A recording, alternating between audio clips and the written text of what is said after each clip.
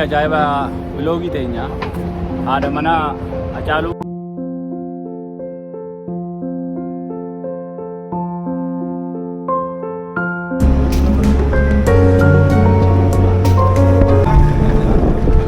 Kiyyaa haadha manaa Hacaaluu kabajaan akka nu qeebaltan kabajaan sin gaafannaa hundi keessanii galatoomaa.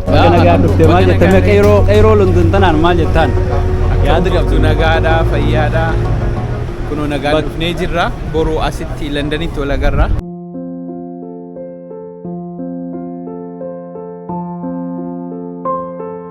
Ajaa'iba biloogii teenya haadha manaa Hacaaluu eegu jirra aeroportii jirra Dr. Kamaalii fi ijoollee dargaggoota qeyroo London. Eenyu inni kuni yuutuubara amma duraan tiiktookara ture amma yuutuubara Oromoo hayyuu kee keessaa qabdu tokkicha.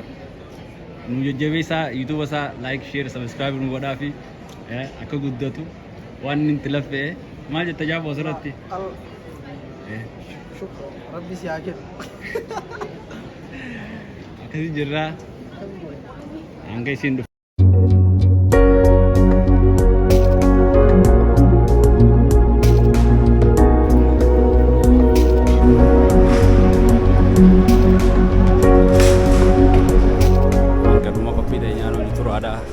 Like fi share subscribe Oromoo UK jirtu isii taqabballee amma isii hojii deemu jirra.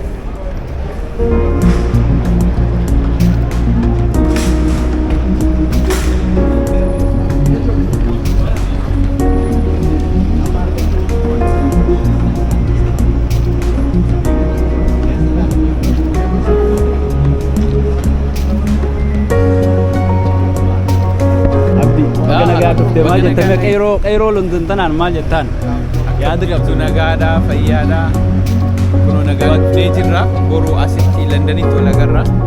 Kaan immoo Manchesteritti Saddeemna qeerroo UK hawaasa UK baga jiraattanii wal agarra bal'inaan immoo miti.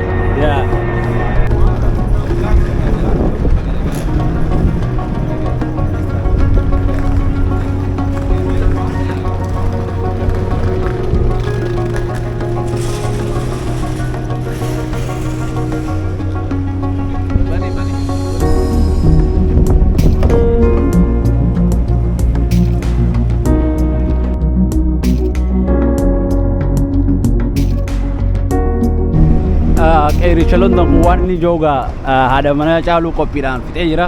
Meeqa qophii qeyroo Londoniif qeyroo UKtiif qabdu? Qeyroon UK bakka jirturraa akka dhufanii London irratti akkuma nu bakka maraa deemnee isinii qeeballu san dhuftanii akka nu qeebaltan Kiyyaa haadha manaa Hacaaluu kabajaan akka nu qeebaltan kabajaan sin gaafannaa hundi keessanii galatoomaa. Boru London irratti iftaanoo? Iftaan Sunday Manchester irratti. Warri Manchesteris akka qophiidhaan nu eedan Warri qabna. Warri Manchester akka qophii ajaa'ibaatiin nu haadha manaa Hacaaluu nuuf simattan kabajaan isin gaafannaa qeerroo fi qarreen Manchesteris kabajaadhaan akka nuuf simattan sin jana galatoomaa. Like fi share subscribe